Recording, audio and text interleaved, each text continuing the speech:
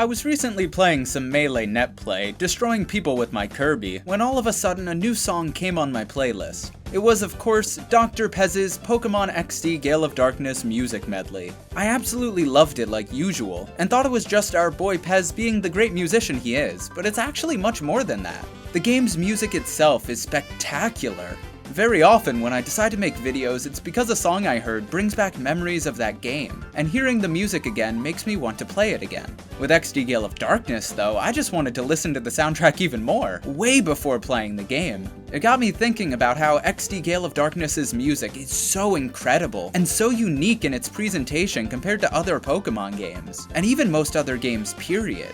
The game starts up with the deep percussion hits, and it repeats again like, boosh, boosh, boosh, boosh. And then this brass section comes in out of nowhere with this minor melody, all ba-da-da-da, ba-da-da-da, that really tells you up front that this isn't your grandma's Pokemon game. This is a dark, edgy game. Way more adult than that Coliseum thing, though the protagonist is like 10 years old, but who cares, you don't know that yet. And it immediately switches to a triumphant major march sound, letting you know you're about to do some heroic junk.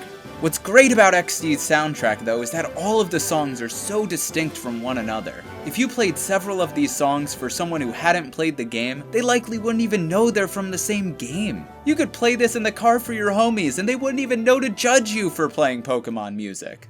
Each unique situation provides a unique song, oftentimes not even worrying about adding some repeated motif, instead setting the mood as a distinct, individual gameplay experience from the rest. Right from the beginning, you get past the intro with all the triumphant trumpets, and the first thing the game does is drop you in a battle. But it's odd. You've got no idea why you're there. No exposition, no explanation, just a level 50 Salamence. Like you forgot to switch your friend Timmy's memory card back to slot 2. The only context clue given is the music. It's all synthy with repeating electronic noises, until 35 seconds in, you realize you have no other Pokemon, your whole life's been a simulation, and the only way out is to beat Mr. Smith once and for all. And when you do, the atmosphere completely changes. You wake up and are greeted by the single most playful sounding song in the entire franchise. You know that this is a safe spot, and nothing bad will ever happen here probably. And then we got the world map music. It's such an adventurous song with this rising melody of bum-ba-dum.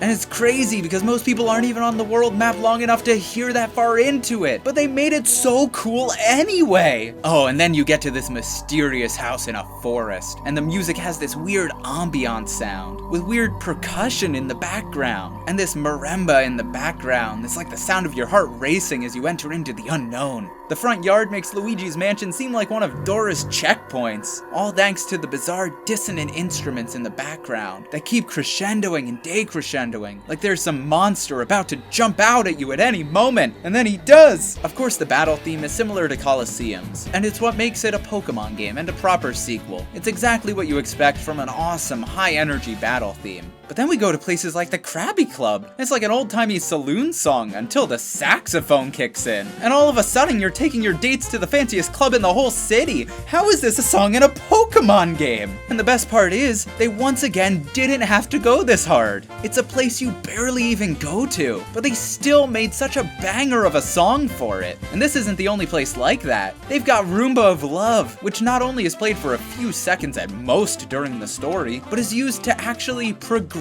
the story. Even the NPCs know that the game's soundtrack is incredible, to the point that this music, I kid you not, is used to defeat the antagonists. If that's not Pez flexing his musical biceps, I don't know what is. One other thing that XD did that it totally didn't have to do was remake all of the reused music. It smoothed up and remastered old classics like the Pyrite Town and the Shadow Pokemon Laboratory, for no reason other than the music director wanted to show off even more. Some places even had songs changed entirely to fit the new atmosphere, with two standing out in particular. The first is the ONBS building, which changed from a generic hideout theme to a sick new rap-like beat for a news tower. It was such a great new addition, in fact, that President Obama himself used it as background music during a press conference. You mean the Chaos Emeralds? I'm going to assume you mean the Chaos Emeralds, because if that's what you're concerned about, I've got one of them right here. The second is the more significant change, that being Fenac City. It starts out and it's not just the old same song. It's like they remixed it, but it's a little more eerie. Then the main melody turns minor, and all of the instruments get this darker tone and everything gets louder and more intense and menacing until it peaks with a dun dun dun dun dun dun.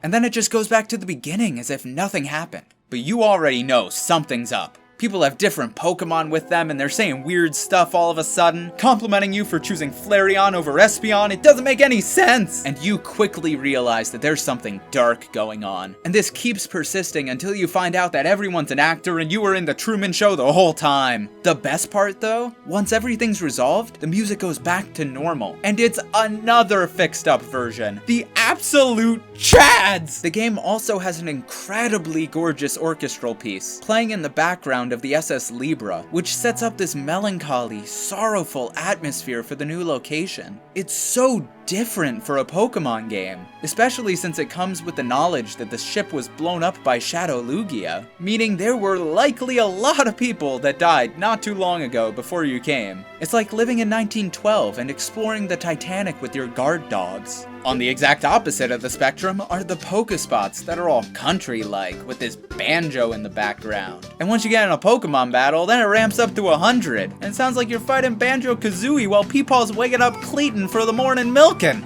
And if we're talking music in Pokemon, there's one name that would be a crime to ignore. And that, of course, is Ryder Willie, the only NPC with a unique battle theme of his own remastered from the first game. Truly a legend, a hero among men. Ryder Willie 2020.